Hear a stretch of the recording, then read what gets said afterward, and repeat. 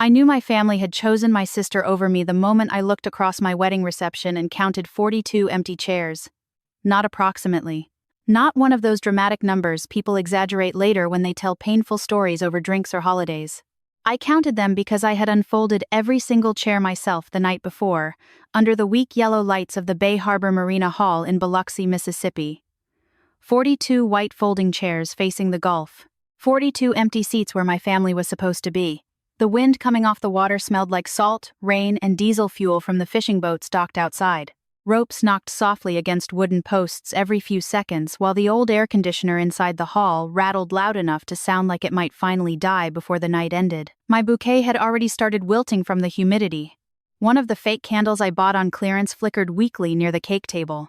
Everything about the reception looked fragile, temporary, like somebody had tried very hard to create beauty with whatever little they had left.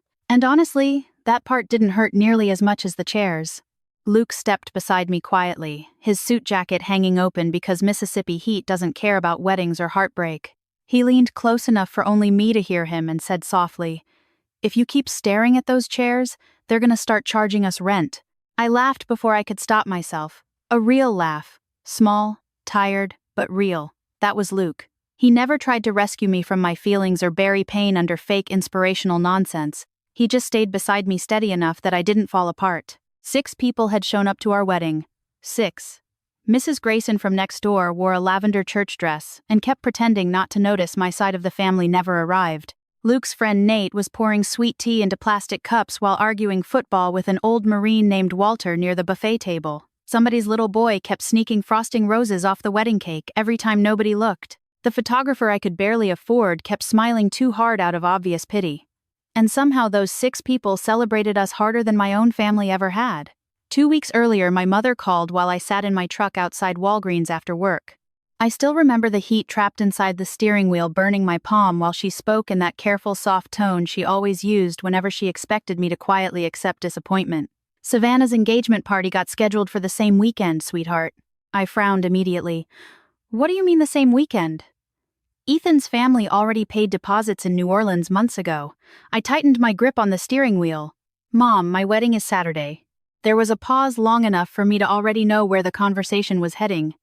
Then she sighed softly and said, "You know how emotional Savannah gets during important events. As if my wedding wasn't important. As if my entire life hadn't been one long exercise in understanding everybody else before myself." After that, the cancellations started arriving one by one, like polite little bullets. Aunt Denise suddenly had travel issues. My cousin Eric got called into overtime at the refinery. My younger brother texted me 2 days before the ceremony saying, "Please don't be mad, but Savannah's thing is kind of a bigger deal for Ethan's family." Even my father called the night before the wedding and said, "I may try stopping by both." Which really meant neither. Savannah had always been the sparkling one, the beautiful one, the emotional one everybody protected from consequences and discomfort. I was the reliable daughter, the calm one, the one who could handle things. Military life rewards women like me. Families use them up. The ceremony itself still turned out beautiful in its own quiet way, smaller than the weddings I imagined as a little girl, but honest. The Gulf breeze drifted through the marina doors while Luke held my hands during our vows. His palms were rough from years of engine work. His right knee bothered him every time he stood too long, but he never complained about it. Retired Marines carry pain the way old fishermen carry scars, quietly and without performance. When he looked at me during the vows, I didn't feel abandoned. I felt chosen. Maybe that mattered more. After dinner, Mrs. Grayson clinked her plastic fork against a cup and yelled, "Cut the cake before Walter eats frosting straight off it." Walter shrugged. "I've done worse." Everybody laughed. Luke slid his hand gently over mine as we picked up the cake knife together. For the first time all evening, my chest finally loosened a little. Then my phone began vibrating against the tablecloth. Once. Twice. Then nonstop. I frowned and glanced down. Mom. Dad. Eric. 3 cousins. Voicemails started stacking so fast, they barely finished appearing before another arrived. "Claire, answer your phone. Call us immediately." "Oh my God, please pick up." My stomach tightened instantly. Luke noticed my face change. "What is it?" "I don't know." The room suddenly sounded distant. Somebody laughed near the coffee station while the marina doors creaked softly in the wind. Outside, thunder rolled far out over the gulf. I opened another message. Claire, did you know about Ethan? Another voicemail appeared. Then another. Luke stared at the screen quietly before exhaling through his nose. Looks like the truth finally caught up with somebody. I blinked at him. What does that mean? For a second, he didn't answer, and suddenly something cold moved through my chest. Luke gently took the cake knife from my hand before I dropped it. The FBI's been investigating Ethan's company, he said carefully, for months. At first, I honestly thought he was joking. I almost smiled. Then I saw his face. Luke didn't joke much. What? He rubbed his jaw slowly like he hated every word coming next. There's a federal investigation tied to hurricane restoration contracts along the Gulf Coast. Fraud, fake billing, missing repair funds. Ethan's development company got connected to it. I stared at him while my phone continued vibrating in my hand. No, I whispered. Luke nodded once. I didn't know tonight would be the night everything exploded. The marina suddenly felt far away. Walter arguing football. Plastic forks scraping paper plates. Rain beginning to tap softly against the roof overhead. Meanwhile, somewhere an hour west in New Orleans, Savannah's glamorous engagement party was apparently collapsing in real time. My phone rang again. Mom. This time I answered. The second I said hello, she burst into tears. Claire, she sobbed. Honey, this is a disaster. Not congratulations. Not how was the wedding. A disaster. I closed my eyes slowly. What happened? They came into the ballroom asking questions about Ethan. Her breathing sounded shaky and uneven. At first everybody thought there'd been some misunderstanding, but then more agents showed up and... Agents? Federal agents? Even saying the word sounded humiliating to her. In the background I could hear voices shouting, glasses clinking, somebody crying loudly. Mom lowered her voice like embarrassment could somehow shrink the truth. They pulled Ethan outside in front of everybody. I could picture it perfectly. The expensive hotel ballroom, white floral centerpieces, Savannah's engagement photos displayed on easels near the entrance, crystal chandeliers, designer dresses. And underneath all that polished beauty, panic spreading through the room like smoke under a locked door. Mom started crying harder. Savannah's hysterical. Of course she was. I leaned against the reception table while Luke stood beside me, silent and steady. Then Mom asked the question I should have expected all along. Claire, did you know about this? There it was. Not concern. Not regret for missing my wedding. She wanted to know whether I knew before she did. I looked around the marina hall. Mrs. Grayson wrapping leftover cake slices in foil. Walter helping stack empty chairs without even being asked. Luke standing beside me with frosting still on his thumb from our wedding cake. The people who came to my wedding stayed afterward to help clean up. The people who skipped it were currently trapped inside a collapsing illusion. And suddenly, for the first time all night, those 42 empty chairs didn't hurt quite as much anymore. I met Luke Harper 3 years before our wedding on a Tuesday afternoon, hot enough to make the entire Gulf Coast feel half melted. My truck died outside a gas station near Pass Road at exactly 2:17 p.m., because apparently even mechanical failure enjoys dramatic timing. Smoke rolled from under the hood while the air conditioner gave one final pathetic wheeze before quitting completely. I remember gripping the steering wheel in silence, still wearing my Air Force cargo uniform, staring through the windshield while sweat slid slowly down my neck, and wondering if adulthood was just a long series of expensive disappointments with occasional coffee breaks in between. I had been back from Kuwait for less than 2 weeks. My sleep schedule was wrecked, my lower back hurt constantly from years of loading cargo in desert heat, and part of my brain still woke up every night expecting alarms that no longer existed. Deployment changes your nervous system in strange ways. Even after you come home, your body keeps waiting for something bad to happen. The truck breaking down honestly felt less like bad luck and more like confirmation that life intended to keep testing me until one of us finally gave up. The tow truck driver recommended Luke's garage because, according to him, that old Marine's honest, which is rare nowadays. Then he added, slow as hell though. Turned out both things were true. Luke's repair shop sat between a bait store and an abandoned insurance office with plywood over the windows. The faded blue sign outside had peeling paint curling at the corners. 3 pickup trucks sat parked crooked across the gravel lot while old socket wrenches hanging from a wind chime clinked softly near the front entrance whenever the breeze rolled through. Inside smelled like burnt coffee, motor oil, metal dust, and southern humidity. A yellow Labrador slept beneath a fan near the office desk, occasionally twitching in his dreams. Luke looked up from under the hood of an old Chevy when I walked in. Grease covered one forearm. Reading glasses rested on top of his head. Gray streaked through his dark hair near the temples, and there was something calm about him that instantly lowered my guard without me understanding why. "You, the explorer?" he asked. I blinked. "Excuse me?" He nodded toward the parking lot. "Tow truck guy said angry Air Force woman was threatening violence against a Ford Explorer." I laughed before I could stop myself. "Mostly because exhaustion lowers your standards for humor. That sounds accurate," I admitted. Luke wiped his hands on a rag and motioned toward the office chair. "Well, let's go see what kind of financial mistake you drove here today." That was our beginning. No fireworks. No dramatic movie moment. Just two exhausted adults talking in a repair shop while a dog snored under a fan. 20 minutes later, Luke came back carrying a paper cup of terrible coffee and handed it to me without asking. "Good news," he said. "Your transmission isn't dead." I exhaled in relief. Then he added, "Bad news is you still drive a Ford." That laugh came easier. Over the next few months, I kept finding excuses to stop by the garage. Oil changes, tire pressure checks, brake inspections. One time I showed up because my windshield wipers squeaked. Luke stared at me for a long second before saying, "You know they squeak because they're old, right?" "I know.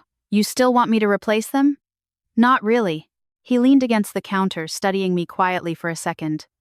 "You lonely, Captain Bennett?" I should have been offended. Instead, I nearly inhaled coffee laughing. Luke had this irritating ability to say honest things without sounding cruel. Most people either avoid the truth entirely or weaponize it. Somehow he did neither. Little by little, I learned pieces of his story the way people usually learn real things, slowly and accidentally. Marine Corps, First Gulf War, later contracted overseas during Afghanistan. His right knee got destroyed during a roadside explosion outside Kandahar years earlier. Cold mornings made him walk stiff for the first 10 steps. Rain bothered the scar tissue. Sometimes while standing too long, he shifted his weight unconsciously like his body remembered pain before his mind did.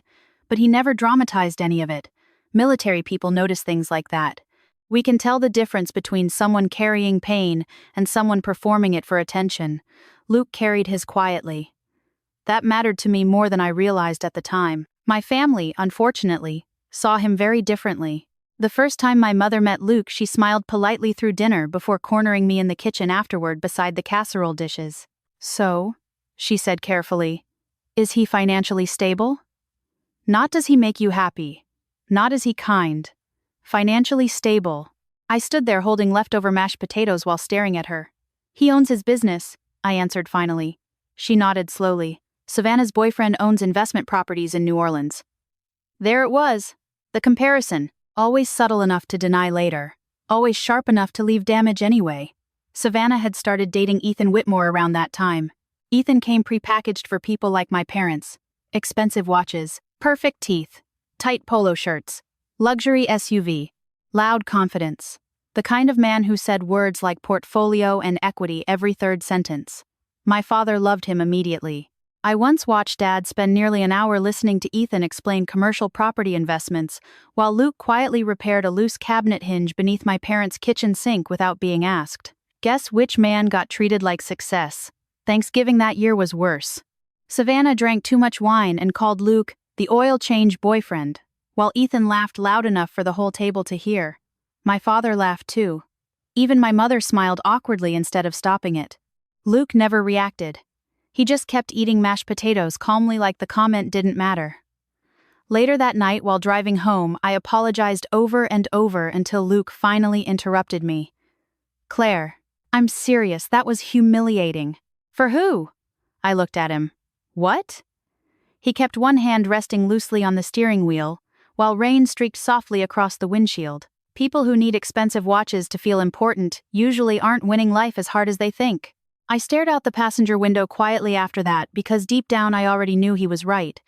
But knowing something and accepting it are very different things. Around that time, my mother's blood pressure medication got more expensive. Dad's knees got worse after retirement from the shipyard. Savannah maxed out another credit card trying to maintain appearances. And somehow every problem eventually landed in my lap. I wired money home from deployment savings. Paid medical bills online during lunch breaks. Ordered groceries during hurricane season when stores ran empty. One Saturday after a tropical storm, I spent 6 hours patching roof damage at my parents' house because contractors were overloaded across the county. It was 94 degrees outside. I was sweating through an old Air Force t-shirt while hauling shingles up a ladder when Savannah opened the back door holding her phone. "Claire," she yelled, "can you move your truck? It's ruining the lighting in my video." And here's the embarrassing part. I actually climbed down and moved it, not because she deserved it, because somewhere along the way I got trained to believe keeping everybody else comfortable mattered more than my dignity. That night Luke handed me an ice pack for my shoulder while we sat outside his apartment above the garage listening to crickets.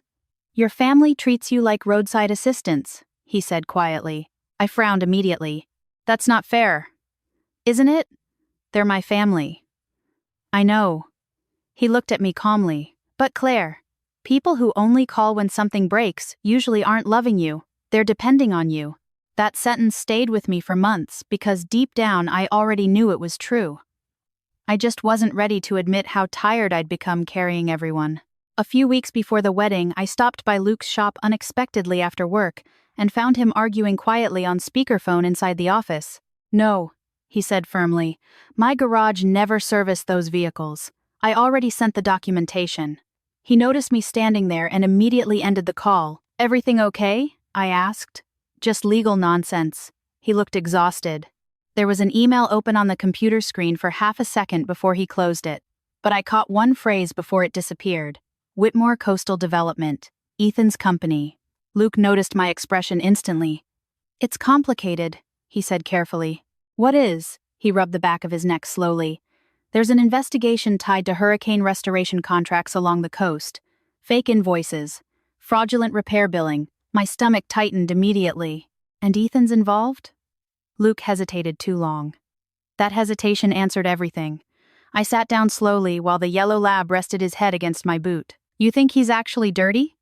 Luke leaned back in his chair tiredly. "I think some people get addicted to looking successful." I drove home that night with the windows down despite the humidity, because suddenly I couldn't breathe properly inside the truck anymore. Part of me wanted to call my parents immediately. Part of me already knew what would happen if I did. They wouldn't hear concern. They'd hear jealousy. Somehow I would become the problem for threatening Savannah's perfect future. The strange thing about betrayal is that your body usually notices it before your mind does. And somewhere deep down, long before those 42 empty chairs at my wedding, I think part of me already knew exactly how this story would end. The strange thing about humiliation is that it rarely arrives all at once. Most of the time it builds slowly over years, until one ordinary moment finally cracks something open inside you. For me, that moment happened standing in my wedding dress beside a half-melted wedding cake while my mother cried over the phone about my sister's ruined engagement party like it was a national tragedy.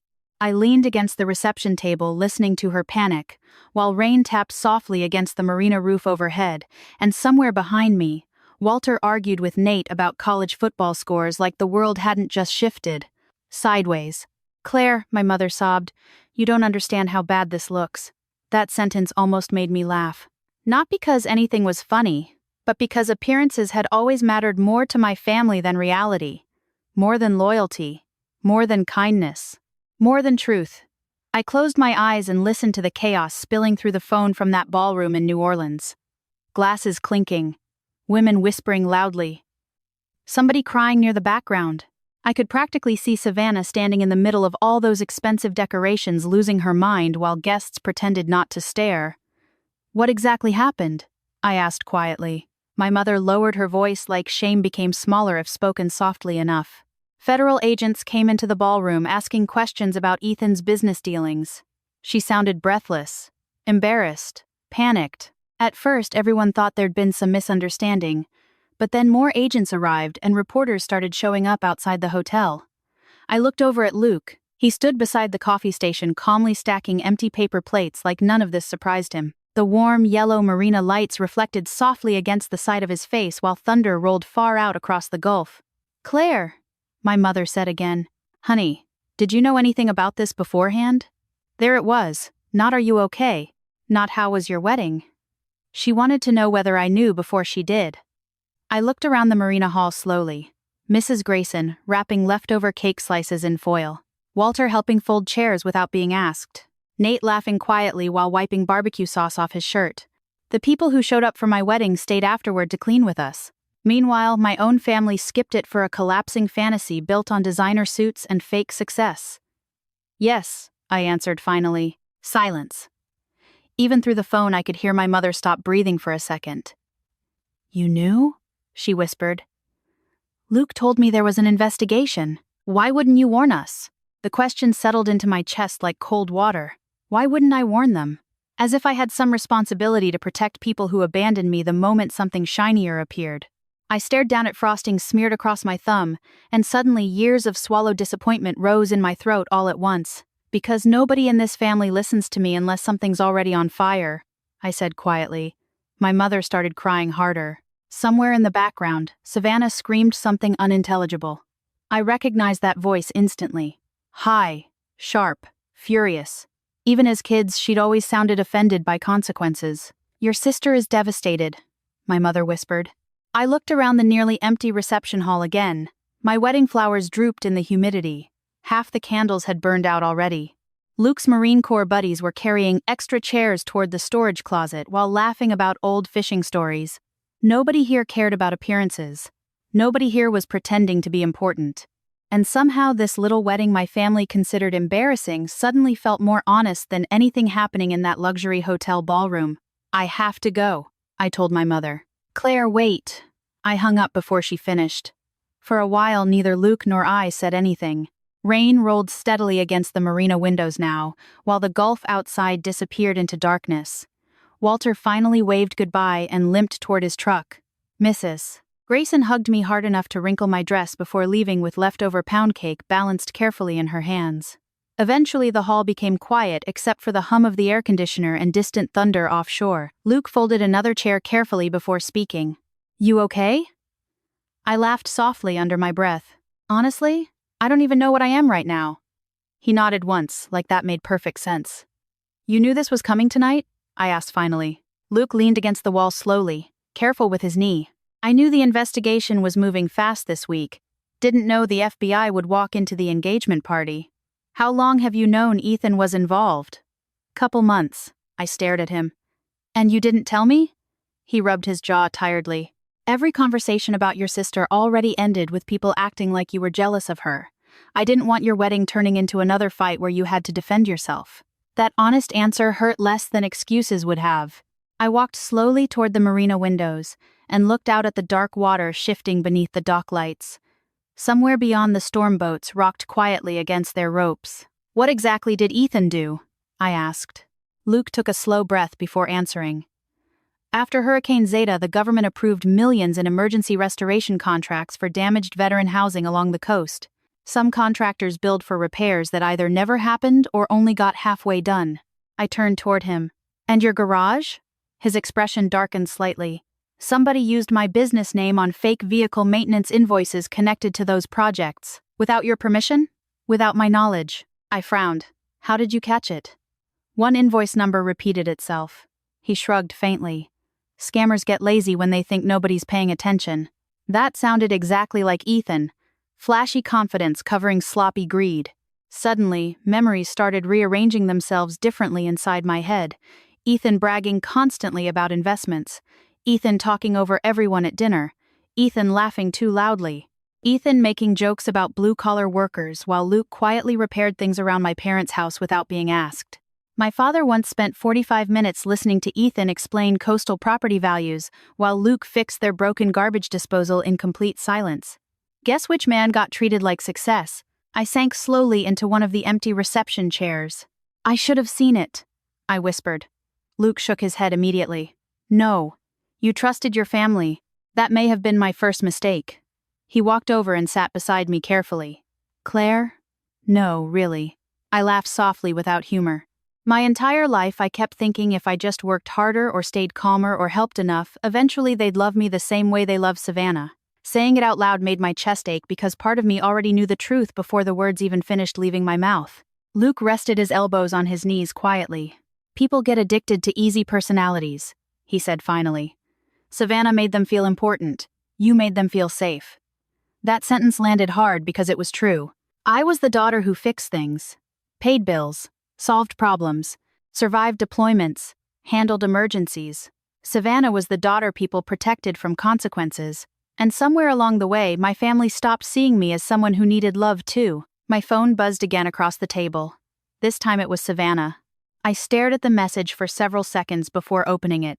You knew. 3 words. That was it. No congratulations, no apology, no asking how my wedding went, just blame. Another message appeared immediately afterward. Ethan says Luke set him up. Luke noticed my face change. What? I handed him the phone silently. He read the messages once before giving the phone back calmly. Figured that was coming. You didn't set him up, right? Luke actually looked offended. Claire. I know. I rubbed my forehead tiredly. I'm sorry. This whole thing feels insane. He stood slowly and held out his hand toward me. You ready to go home? Home! The word sounded strange suddenly, because for the first time in years I wasn't entirely sure where home actually was anymore. My parents were still an hour away inside a collapsing engagement party trying desperately to protect appearances. My sister was probably screaming at federal agents and blaming everyone except the man who caused the disaster. And meanwhile, the quietest, smallest wedding reception imaginable had somehow become the only honest room left in my life. I looked around the marina hall one last time. 42 empty chairs. Earlier that evening they felt like proof I wasn't loved enough. Now they looked more like evidence of who chose illusion over loyalty. I slipped my hand into Luke's and followed him out into the warm Mississippi rain. 2 days after the wedding, Luke and I were sitting outside his garage apartment, eating leftover barbecue from foam containers when my parents showed up unannounced. The evening air hung thick and wet over Pascagoula, heavy with the smell of rain-soaked pavement and cut grass. Somewhere down the block, a lawnmower still buzzed, even though the sun had nearly disappeared. Crickets chirped from the ditch beside the road while an old country song drifted faintly from somebody's open garage nearby. Luke sat across from me in a faded Marines t-shirt with one boot resting against the porch railing while Chester, the yellow lab, slept near his feet. For the first time since the wedding, things had started feeling quiet again. Not fixed, just quiet. Then Luke glanced toward the gravel driveway and muttered softly, "Company." I turned and saw my father's silver Buick rolling in crooked beside the garage. Nobody got out immediately. That alone told me something was wrong. My father normally moved through life with the confidence of a man who believed every room belonged to him. 40 years supervising crews at the shipyard had carved authority into the way he stood, spoke, even parked his car. But when the driver's door finally opened, he climbed out slowly, one hand pressing against his knee before he straightened up. He looked older than I remembered. Not a little older, truly old. My mother stepped out holding a foil-covered baking dish against her chest like some southern peace offering. Luke looked at it once and quietly said, "Pound cake." I frowned. "What?" "Your mother brings pound cake when she's nervous." That almost made me laugh. Almost. Mom spotted me standing on the porch and immediately forced a smile too bright for the situation. "Hi, sweetheart." "Sweetheart?" Funny how quickly people rediscover affection once their social status catches fire. I crossed my arms but stayed where I was. "You should have called first." Dad looked around awkwardly at the garage apartment above us, the rusted smoker near the fence, Luke's fishing rods leaning beside the stairs. This place embarrassed them once. Now they looked relieved I'd even opened the door. Mom lifted the baking dish slightly. I made lemon pound cake. Nobody moved. Finally, Luke stood up and stepped in smoothly before the silence turned unbearable. "Well," he said calmly, "either we're eating dessert or everybody's dying out here in mosquito country. Might as well come inside." God, that man knew how to ease tension without pretending it didn't exist. Upstairs, the apartment smelled faintly like coffee, laundry detergent, and motor oil. Small kitchen, old wooden table, television too small for the wall. Mom glanced around carefully like she was seeing our life for the first time instead of the version she'd invented in her head. Nobody touched the pound cake. Dad lowered himself carefully into one of the kitchen chairs with a soft grunt from his knees while Mom twisted a napkin nervously between her fingers. Then she started talking too fast. "Claire, honey, we're so sorry about missing the wedding." I leaned against the counter quietly. She rushed on before I could answer. "Everything with Ethan blindsided all of us." "Not everybody," Luke said softly from beside the sink. Mom flinched. Dad shot him a tired look, but honestly he looked too exhausted to start a fight. The last 48 hours had apparently dragged years onto both of them. Mom cleared her throat awkwardly. "Savannah's a complete wreck. There it was again. Always Savannah first. Even now. I folded my arms tighter. You know what's interesting? I asked calmly. Mom blinked. What? Nobody from this family called to ask how my wedding was? Silence settled heavily across the room. You all skipped it, I continued quietly. Then the second Ethan's life exploded. Suddenly everybody remembered I exist. Dad rubbed his forehead slowly. That's not fair. I looked directly at him. Which part? That hit him harder than yelling would have. My father stared down at his hands resting on the table. Old hands now. Veins raised beneath thinning skin. Grease permanently stained into his knuckles after decades at the shipyard. Men like him age strangely. One day they're climbing scaffolding and barking orders. The next they're struggling to stand without using both arms. For a brief second I actually felt sorry for him. Then my mother spoke again. We made mistakes. Mistakes. Such a gentle word for choices people knew would hurt someone else. Luke quietly pushed away from the counter. I'm gonna check the locks downstairs, he said. He was giving us privacy. But before leaving, he squeezed my shoulder once on the way past. Steady. Always steady. The second the door closed behind him, my mother burst into tears. Real tears this time. Messy ones. We didn't know Ethan was involved in criminal things, she sobbed. I nodded slowly. But you knew enough to skip my wedding for him. She cried harder. Dad finally spoke without looking at me. We thought Savannah was building a better future. That sentence settled over the room like smoke. Not cruel exactly, just honest. And honesty cuts deeper than anger sometimes. I laughed softly under my breath. A better future, I repeated. Dad finally looked up, shame all over his face now. Honey, Ethan talked about investments and properties and opportunities. We thought, he stopped. You thought Luke wasn't good enough. Nobody said the words out loud because they didn't have to. I walked toward the sink mostly because suddenly I needed somewhere else to look. Outside, thunder rolled faintly over the Gulf. Mom wiped at her eyes. There's something else we need to tell you. That tone made my stomach tighten immediately. Dad looked sick before she even continued. Do you remember the emergency savings account you opened while you were overseas? I turned slowly. What about it? Mom glanced nervously at Dad before answering. We borrowed some money from it. Borrowed. Another soft word hiding something ugly underneath. How much? Silence. How much? Dad answered this time. 18,000. The room went completely still. I honestly thought I misheard him at first. That account wasn't random savings. That was deployment money. Emergency money. Years of missed holidays and overtime shifts loading cargo in desert heat, while everyone back home slept safely in their beds. Mom started crying again immediately. It was temporary at first. Savannah got behind on bills and then the engagement party deposits, and Ethan's family expected something elegant. You used my deployment savings for a party? My own voice barely sounded familiar. Dad stood carefully from the table. Claire, we meant to replace it. I laughed then. Not because anything was funny. Because if I didn't laugh, I might throw something through the window. Every lonely military Christmas flashed through my mind at once. Every birthday spent overseas. Every extra shift. Every sacrifice. And meanwhile, my family quietly drained the future I built for myself so Savannah could impress wealthy strangers at a ballroom in New Orleans. You didn't steal money from me, I said quietly. You stole trust. Mom covered her mouth, crying. Dad looked like somebody had punched him in the ribs. Good. Maybe for once they should feel uncomfortable instead of expecting me to carry it for them. After a long silence, my father finally whispered the sentence that explained my entire childhood better than therapy ever could. We always knew you'd survive. There it was. The curse of being the dependable child. People stop imagining you can bleed. Eventually, my parents left with the untouched pound cake still sitting on the kitchen table. I stood at the sink staring out the dark window long after their car disappeared down the road. Then suddenly, I couldn't hold myself together anymore. I slid down onto the kitchen floor and cried harder than I had at the wedding. Not loudly, just exhausted. Like something inside me had finally cracked under years of carrying too much.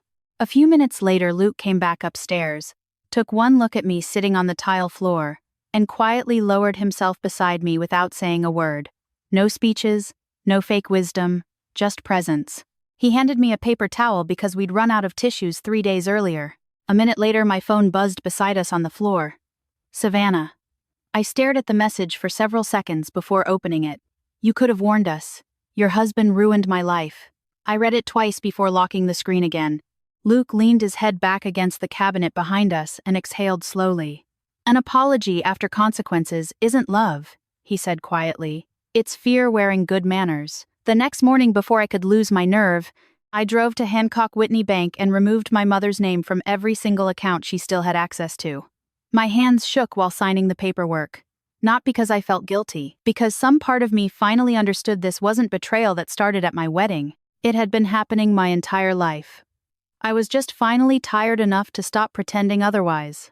3 weeks after the wedding, Luke got invited to a recognition event at the Gulf Coast Veterans Outreach Center in Gulfport, and the phrase recognition event alone almost made him refuse to go. Sounds like one of those gatherings where people hand out plaques nobody actually wants, he muttered one morning while pouring coffee into 2 mismatched mugs in our tiny kitchen.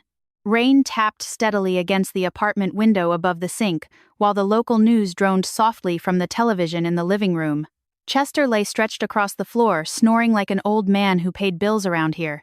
Luke slid my coffee toward me without looking up. "You should still go," I said. "Probably." He grimaced slightly. "I hate khakis." That earned a laugh from me for the first time in days. Life had settled into something quieter after my parents' visit, but quiet didn't mean healed. My mother still called every few days, trying too hard to sound normal. My father mostly stayed silent in the background whenever she did. Savannah stopped texting after I ignored her last message, blaming Luke for Ethan's downfall. Meanwhile, Ethan Whitmore's face kept appearing on local news reports whenever reporters discussed the federal fraud investigation tied to hurricane restoration contracts along the Gulf Coast.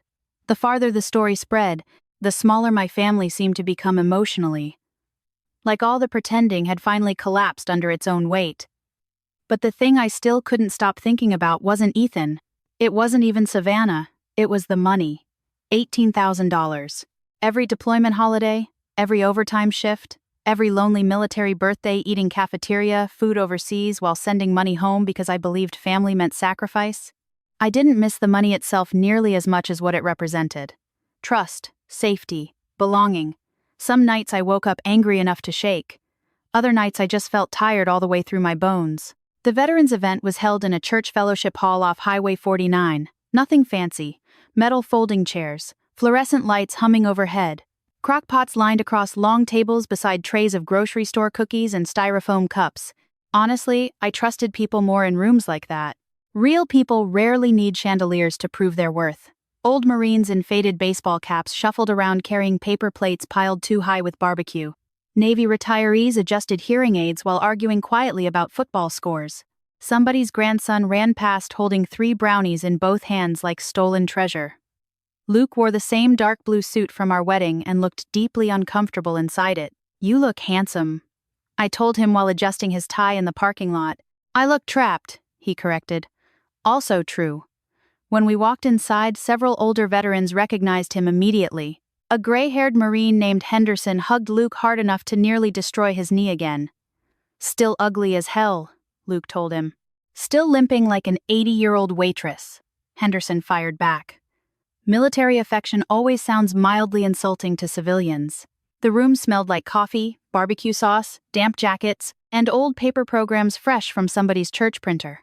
For the first time in weeks, I actually relaxed a little. Then I saw my parents sitting near the back wall. My stomach tightened immediately. Mom noticed me first and straightened nervously in her chair. Dad stood slowly beside her, shoulders stiff like he wasn't sure whether he was welcome approaching me anymore. For a second, nobody moved. Then Luke stepped forward and shook my father's hand like an ordinary human being because he refused to weaponize awkwardness even when people deserved it. "Frank," Luke said calmly. "Luke." Dad nodded once. Simple. Civil. Somehow that almost hurt worse than fighting would have. We sat through several speeches from local organizers, thanking volunteers, contractors, accountants, and business owners who helped uncover fraud tied to veteran housing restoration funds after Hurricane Zeta. Nothing dramatic. Just ordinary people talking about how greed steals from folks who already carried enough hardship. One elderly woman from the VA cried quietly while explaining how disabled veterans waited months for repairs already marked completed on paper. Another speaker described mold spreading through homes where contractors took government money but never finished the work.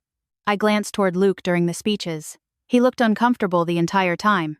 Not guilty. Just embarrassed by attention. Then the event director finally called him to the front. This recognition goes to Mr. Luke Harper for reporting fraudulent billing connected to coastal veteran housing restoration, despite pressure to remain silent. Polite applause filled the room while Luke walked slowly toward the microphone like a man approaching a dental appointment. The director handed him a small plaque and smiled expectantly. Luke stared at the audience for a second before saying exactly 14 words into the microphone. "I just didn't want people stealing from old Marines who already got screwed once." The applause afterward came louder and longer than any prepared speech that evening. I smiled before I even realized I was doing it. Then everything shifted. The fellowship hall doors opened sharply and Savannah walked inside. Every conversation near the entrance stopped immediately. She looked awful. Not glamorous movie star, awful. Real awful. Mascara smudged beneath swollen eyes. Hair thrown into a messy bun. Oversized sunglasses still covering half her face despite the rain outside. My mother visibly panicked the second she saw her. Dad closed his eyes briefly like a man already exhausted by disasters before they even reached him. Savannah spotted me instantly. Of course she did. She marched straight toward our table while people nearby awkwardly pretended not to stare. "Can we talk?" she snapped. Luke shifted slightly beside me. Not aggressive, just alert. "I'm fine," I whispered to him quietly. Savannah folded her arms tightly across her chest. "You're really enjoying this, huh?" I blinked slowly.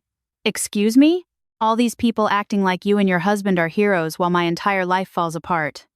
Several nearby conversations died completely. I kept my voice calm. "Savannah, this isn't the place." "No," she snapped sharply. "You know what? I'm tired of everybody pretending you're perfect." There it was. Not grief, not accountability, resentment. Years of it buried underneath all the comparisons and favoritism. "You always wanted people feeling sorry for you," she continued. "You love acting like the martyr." The thing that stunned me most wasn't her anger. It was how backwards her version of reality truly was.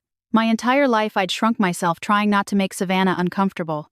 I paid bills quietly, solved problems quietly, sacrificed quietly. Even at my own wedding I spent more energy protecting everyone else's feelings than my own heartbreak. I looked at my sister standing there trembling with humiliation and finally said the truest thing I'd spoken in years. "No, Savannah, I spent my whole life trying not to make you uncomfortable with how little I mattered." Silence swallowed the room. Even the fluorescent light suddenly sounded louder overhead. Savannah laughed bitterly, but her eyes looked shaken now. "Oh, please." Before I could answer, another voice rose from across the fellowship hall. "That girl paid for my husband's transportation treatments for almost 3 years." Everyone turned. An older woman named Marilyn Brooks slowly stood beside the coffee station clutching a styrofoam cup in both hands. I recognized her immediately. Retired Army nurse. Her husband Walt lost part of his leg years earlier from complications connected to Vietnam injuries. Marilyn pointed directly at me. When the Veterans Transportation Grant ran short, Claire covered rides to Biloxi out of her own pocket so Walt could keep getting treatment. My stomach dropped. I had never told anyone that. Marilyn continued softly, and she never once asked for attention for it either. Murmurs spread quietly through the room. My mother looked stunned. Dad stared at me like he was seeing a stranger. Savannah's expression shifted from anger to confusion. Then my father spoke. His voice cracked halfway through the sentence. I kept waiting for Savannah to become the daughter Claire already was. Nobody moved. Nobody spoke. Savannah looked like someone had slapped her across the face. And honestly, part of me suddenly felt awful for her. Public humiliation leaves bruises even when deserved. I looked at my sister carefully before answering. "Being admired isn't the same thing as being decent," I said quietly. "You picked the first one every time. No screaming. No dramatic exit. Just truth finally landing in a room full of people old enough to recognize it when they heard it." Under the table, Luke quietly reached for my hand, and for the first time in my life, I didn't feel invisible inside my own family anymore. About 3 months after the veterans event, life finally started feeling quiet again. Not perfect. Not magically healed. Just quieter. And after the kind of year I'd survived, quiet felt almost luxurious. One Saturday morning in late October, Luke and I sat inside a Waffle House off Interstate 10 sharing hash browns and terrible coffee while rain streaked softly across the windows. The waitress called everybody baby no matter their age. An older couple argued gently in the next booth over whether pecan waffles counted as breakfast or dessert. Luke slid half his bacon onto my plate when he thought I wasn't paying attention. Married life, apparently, wasn't grand gestures or dramatic speeches. It was small kindnesses repeated often enough to feel safe. Ethan Whitmore's legal situation kept getting worse. Every few weeks another article appeared online about fraudulent invoices, hurricane recovery scams, or missing restoration funds tied to coastal housing projects. More contractors cooperated with investigators. More financial records surfaced. Last I heard, several people connected to Ethan's company had already accepted plea deals. Ethan himself disappeared completely from social media, which honestly might have been the first honest thing he'd done in years. Savannah moved to Clearwater, Florida sometime in early September. My mother mentioned it carefully during one of our polite phone calls, like she was discussing weather conditions instead of emotional wreckage. She needed a fresh start, Mom said softly. I almost asked who paid for it this time, but I didn't. That was another thing changing inside me. I no longer needed every conversation to end with somebody admitting I'd been right. Sometimes boundaries are quieter than revenge. Savannah texted me twice after moving.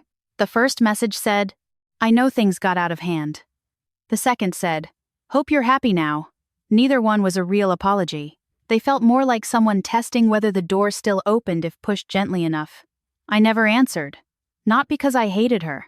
Honestly, hatred would have been easier. The truth was sadder than that. I loved my sister. I probably always would. But loving somebody doesn't mean giving them unlimited access to your peace. That lesson took me almost 40 years to learn. My relationship with my parents settled into something cautious and strangely formal. Holiday phone calls, updates about medical appointments, conversations about weather and neighbors and church bake sales. No more emergency money transfers. No more rescuing everyone from consequences before they even fully happened. One afternoon, Mom hinted that Dad's truck needed expensive repairs. Old Claire would have quietly paid the mechanic before she even finished the sentence. Instead, I simply said, I'm sorry to hear that, and let the silence sit there. Long enough for both of us to notice it. Eventually, she changed the subject herself. Progress sometimes looks incredibly boring from the outside. Luke noticed the difference before I did. One evening, while we cleaned redfish on the back patio behind the garage apartment, he glanced over and said, You don't flinch every time your phone rings anymore. I looked up from the cutting board. What? You used to. Maybe I did. When you spend years being everybody's emergency contact, your nervous system forgets how to rest. A few weeks later, Luke and I drove out to Biloxi National Cemetery to visit an old Marine friend of his named Curtis. The Gulf Coast sky stretched gray and endless overhead while wind moved softly through the trees surrounding the cemetery. Luke brought cheap gas station flowers because, according to him, Curtis would have complained if we spent real money. We stood quietly beside the grave while Luke talked about old memories. Not glorified war stories. Just ordinary things. Curtis burning coffee in a field kitchen. Curtis cheating at cards during deployment. Curtis falling asleep during a briefing and snoring loud enough to embarrass an entire platoon. The older I get, the more I realize grief and humor usually travel together. On the drive home, Luke rested one hand on the steering wheel and the other lightly against my knee. You okay? He asked. I looked out the window at the blurred pine trees passing beside the highway. Yeah, I answered after a moment. Actually, yeah, and for the first time in a long while, I truly meant it. Not because everything had been repaired. It hadn't. My family never transformed into warm movie version people who suddenly understood every mistake they made. Savannah never had some dramatic breakthrough where she apologized for years of selfishness. Even my parents, despite trying harder now, still slipped into old habits sometimes. But something inside me had changed. I stopped auditioning for love that should have been given freely in the first place. That changes everything. A few nights before Christmas, I finally framed one of our wedding photos, not the professional portraits. Those felt too staged somehow. I picked a candid shot Mrs. Grayson took on her phone during the cake cutting. My hair had already started falling loose from the humidity. Luke had frosting on his thumb. My smile looked real instead of posed. In the background, you could still see rows of empty white chairs. For months, I avoided looking at that picture too long because all I noticed were the people missing from it. But standing there in our tiny living room holding the frame, I suddenly saw different things instead. I saw the people who did show up. I saw Walter laughing near the coffee station. Mrs. Grayson smiling behind us. Luke looking at me like I was something worth protecting instead of something useful to survive on. Most importantly, I saw myself smiling honestly, despite everything that had happened. I placed the photo on the mantel above the electric fireplace, while Luke walked past carrying laundry. He stopped beside me and studied the frame quietly for a second. "That's the one you picked?" "Yeah." He nodded once. "Good picture." I smiled softly. "It's imperfect," Luke shrugged lightly. "So are we." Fair point. That night, rain tapped steadily against the apartment windows while an old western played quietly on television. Chester snored beside the couch. Luke fell asleep halfway through the movie with one hand still resting against mine. Nothing dramatic happened. Nobody called crying. Nobody needed money. Nobody demanded I rescue them from disasters they created themselves. And honestly, that peace felt stranger than revenge ever would have. I used to think being strong meant carrying everybody else no matter how heavy they became. Turns out real strength sometimes means finally putting the weight down. If you've ever been the dependable one in a family that only noticed you when something broke, then you probably understand this story better than most people ever will. Maybe you were the one paying bills quietly while everyone else got praised for shining brighter. Maybe you spent years confusing being needed with being loved. Maybe you kept shrinking your own pain because everybody around you already expected you to survive it anyway. But hear me when I say this. Your worth is not measured by how much suffering you can carry for other people. And being useful is not the same thing as being loved. Thank you for staying with me through this story. If this chapter touched your heart in any way, don't forget to like, subscribe, and share the channel because there are so many silent people out there carrying invisible weight, and maybe together we can remind them they deserve peace too. And if nobody has told you lately, let me be the one to say it now. You are allowed to stop bleeding just because everyone else got comfortable watching you survive.